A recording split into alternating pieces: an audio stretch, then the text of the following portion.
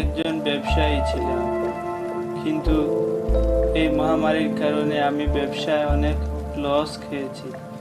তাই আমি আপনার কাছে সাহায্য চাচ্ছি, যাতে করে আমি খেয়ে বাঁচতে পারি। দয়া করে আমাকে কিছু সাহায্য করুন। আমি তোমার দুঃখ বুঝতে পারছি বাবু, তবে সাহায্য করার মতো আমার কাছে কিছু নাই।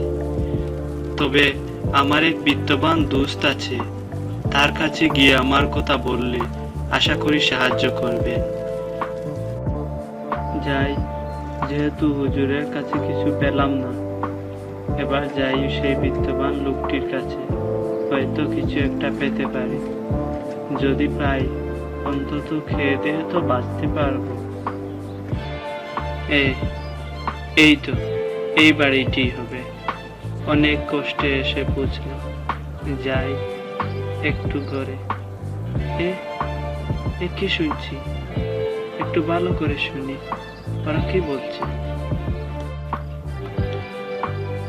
তোমাকে কতদিন বলছি, বাতির শালটা মোটা করে দিও না।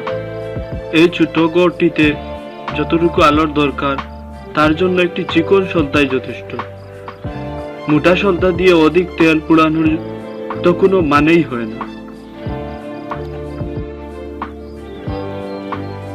ভালো লোকের কাছে আমাকে পাঠিয়েছে, এত কৃপণের কাছে সাহায্য চাওয়ার আগেই এখান থেকে পালানো উচিত। না, সাহায্য না চেয়ে বুজুর্গের আদেশ পালনার্থে শুধুমাত্র দেখা করেই যায়। নয়তো হুজুর যদি শুনেন তাহলে রাগ করে। স্ত্রী পুত্র নিয়ে বড় অভাবে ছিলাম। আপনার দোস্তের কাছে গিয়েছিলাম সাহায্যের জন্য, কিন্তু তার কাছে দেওয়ার মতো কিছু না থাকায় আপনার কাছে পাঠিয়েছি। বেশ, আজ রাতেই মিশর থেকে আমার 200 উট বোঝাই মাল আসবে। মাল সহ সমস্ত উট আপনি নিয়ে যাবেন। এ তো দেখি আশ্চর্য ব্যাপার, এটা কিভাবে সম্ভব? রাত্রি গভীর হওয়ার আগেই কাফেলার কাছে পৌঁছে যান। ওই উপত্যকায় গিয়ে দাঁড়ান, ওদের আসার সময় হয়ে গেছে।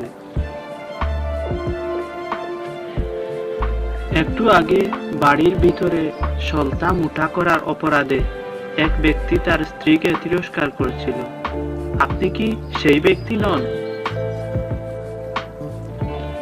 হ্যাঁ, সে আমি।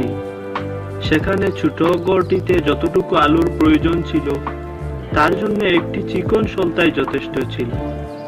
মোটা সলতা ব্যবহার করে অধিক তেল পোড়ানোর প্রয়োজন ছিল না। বিনা প্রয়োজনে খরচ করাই হচ্ছে অপব্যয়, তা যত কমই হোক। আর আমি অপব্যয়কে একদম পছন্দ করি না।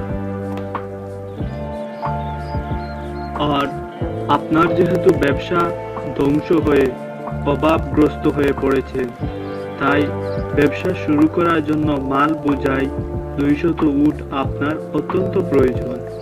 বেঁচে থাকার প্রয়োজনে খরচ করা অপব্যয় নয়, তা যত বেশি হোক না কেন।